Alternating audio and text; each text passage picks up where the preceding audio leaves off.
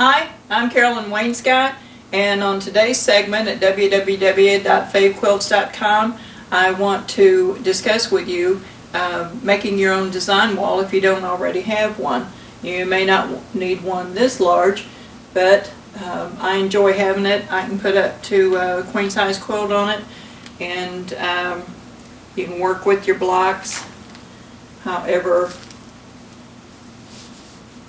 So you don't have to have pins. I keep pins handy for bigger things.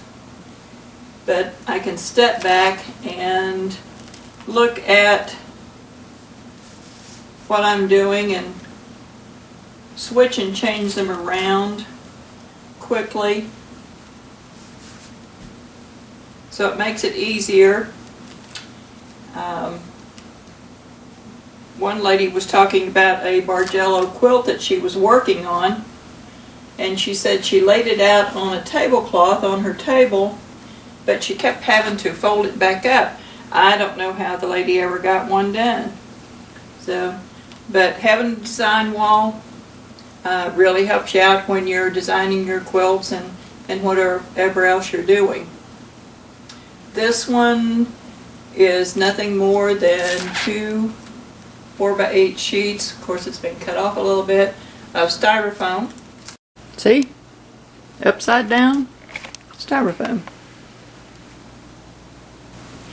Now originally these same 2 pieces of styrofoam were on a wall in my other home before we moved out here.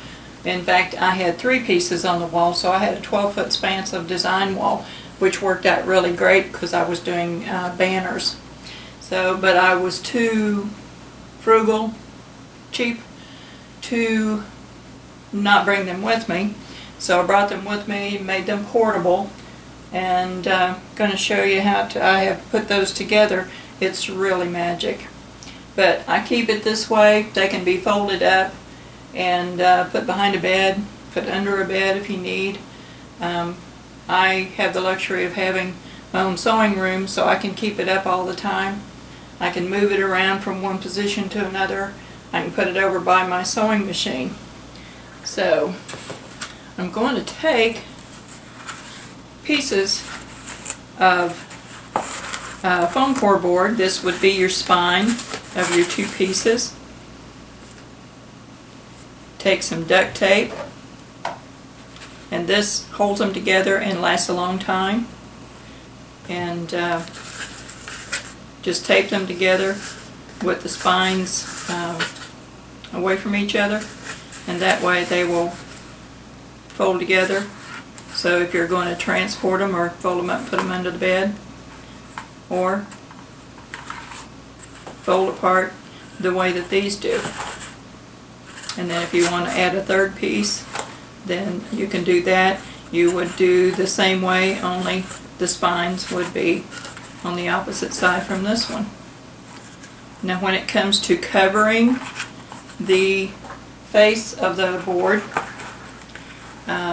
felt is good, flannel is good. The very most economical thing I have found to go on the design board would be a flannel back tablecloth.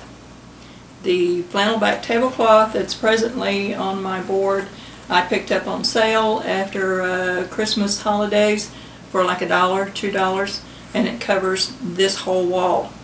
So can't beat that. Now if you work on smaller pieces and you want something that's just portable to put on your cutting table, this is nothing more than one of those rounds that fabric's wrapped around, that I cut in half or folded in half.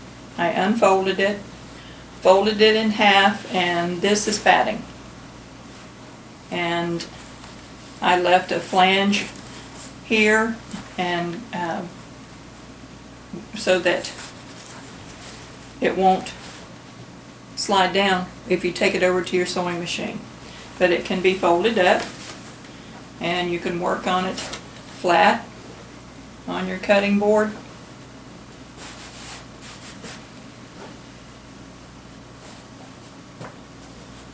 and then pick it up and If your sewing machine is not handy, take it over to your sewing machine and reach over and just grab off your squares or your strips or whatever you're working on.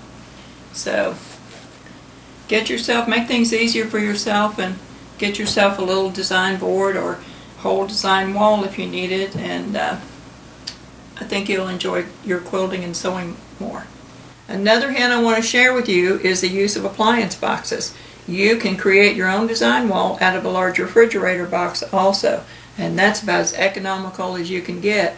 So this is Carolyn Wainscott inviting you to come back to www.favequilts.com and check in all the tips and tutorials that are available here, and also join us on Facebook.